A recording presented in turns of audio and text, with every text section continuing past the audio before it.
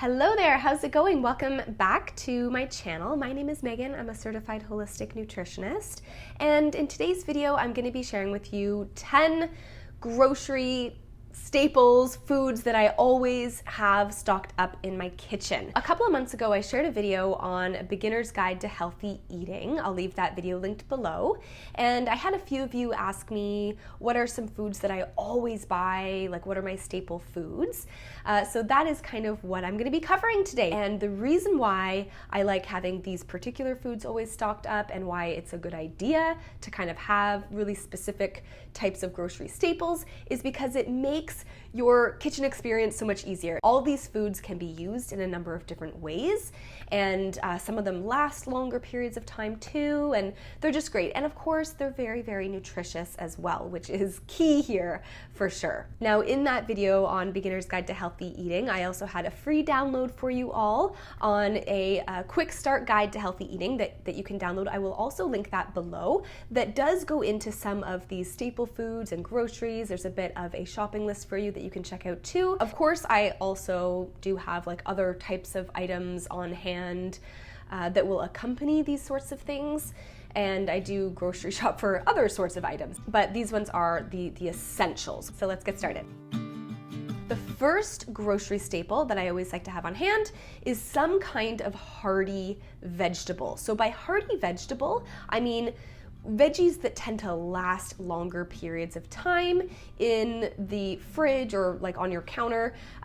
So these tend to be root vegetables. So these are things like sweet potato, white potato, carrots, parsnips, squash, so butternut squash or acorn squash. This doesn't mean that I have all of these hearty vegetables on hand at all times, but at least one of them, one or two of them, just to always have. I mean, I probably always have a bag of carrots in my fridge, but they're just great because they tend to last longer periods of time than other sorts of vegetables that often need to be purchased on a more regular basis. What's great about them too is that some of these are starchier vegetables that can kind of act as your good quality carbohydrate option. Now, I will sometimes use things like rice. I do like to cook with rice, but it's also nice to have a hearty kind of starchier root vegetable often instead of a grain. It can be cut up and added to soups, stews, some of them stir fries. Often they're great roasted in the oven too, is great. Staple number 2 is some kind of leafy green.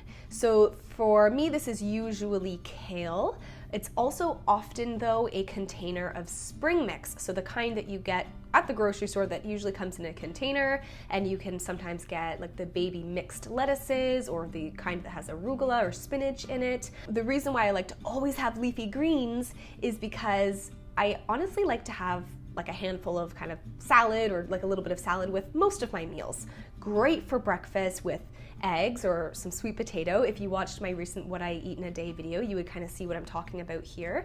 But often leafy greens can be really easily added to smoothies. Grab a handful, throw it on the side, just makes a great side dish.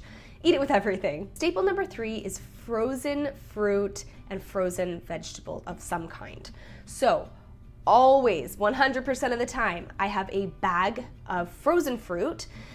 Usually it's either frozen strawberries or frozen mixed berries. Sometimes it's frozen pineapple. This is essential for smoothies because I love smoothies. Smoothies are great. A lot of us do. They make for really quick breakfasts. For frozen vegetables, I pretty much always have at least a bag of frozen peas or frozen green beans, but there's other types of frozen veggies that you can have. They're frozen so they can last many months, and they're great for when you're in a pinch. So with the veggies, you know, if you just, maybe you don't have any fresh vegetables on hand, but you can really quickly toss a couple of those into a stir fry that you're making or just on a side with your dinner. Staple number 4 are bananas. I think this is probably a staple for most people, most families, but definitely myself included. I always like to have a bunch of bananas. Again, often I'm using these for smoothies, but I also like to use them in a myriad of other ways. Sometimes I will make a banana bread or snack on their own with a little bit of nut butter. I'll slice up some banana and have it with another type of fresh fruit.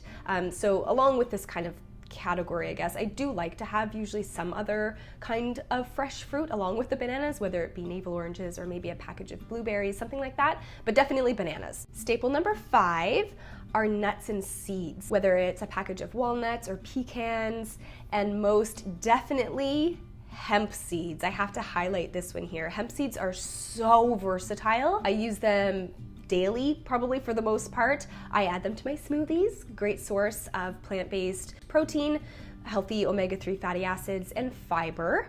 But I also like sometimes adding them into, if I'm making like a salad dressing, sometimes I like to thicken it in the blender. Hemp seeds are great for that. If I make a pesto, hemp seeds are good for kind of, thickening those sorts of things. And same with other types of nuts or seeds. And of course, for adding onto salads and other types of lunches or dinner recipes, they're great for sprinkling onto and just adding that extra boost of some good fats to make a meal a little bit more hearty. Staple number 6, similar to nuts and seeds, are some kind of nut butter or seed butter. So usually for me, this is sunflower seed butter, but sometimes I'll have almond butter or tahini instead. So tahini being sesame seed butter. And I like this because I use it for so many different things. It's great with fruit for a snack, but also good.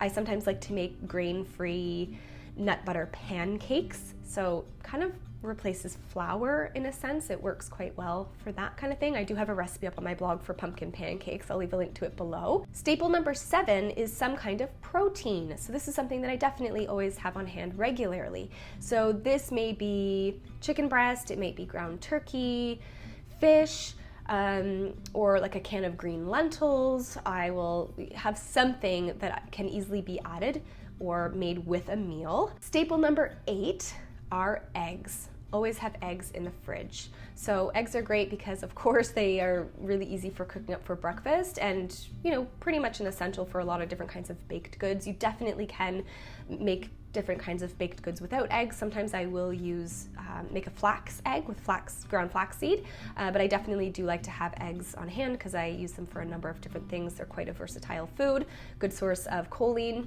omega-3 fatty acids, protein, all that good stuff. So it's a good kind of whole food to have. Staple number 9 is apple cider vinegar. Also sometimes perhaps balsamic vinegar, but generally apple cider vinegar. And that's because I love making homemade salad dressings. If I didn't have like a vinegar on hand, then it definitely would make salad making not as fun and exciting. Sometimes you could just use lemon juice. Sometimes that's quite lovely for salads, but definitely I like having apple cider vinegar on hand. It's an essential for me.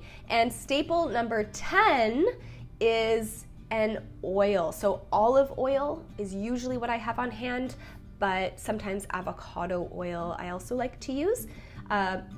I know I'm kind of throwing out a few different options here, but also coconut oil is great too. But these ones are more stable to higher heat temperatures, so they're safer for higher heat cooking if you are cooking on a pan, as opposed to those higher processed vegetable oils that come in the clear packaging. Definitely not as stable to higher heat cooking, like canola oil, soy, corn oil, those mixed vegetable oils. For olive oil and avocado oil, I also really like having them because of making salad dressing. So I'm always whipping up salad dressings because I do make quite a lot of salads and like salad bowls and things where having a dressing or that kind of thing is useful and delicious. And that is it for today's video on my grocery staples, the foods that I always like to have on hand. I hope that you found this list kind of helpful or insightful. I'd love to hear from you. Is there any food that you find you always have on hand or you're always kind of reaching for at the grocery store?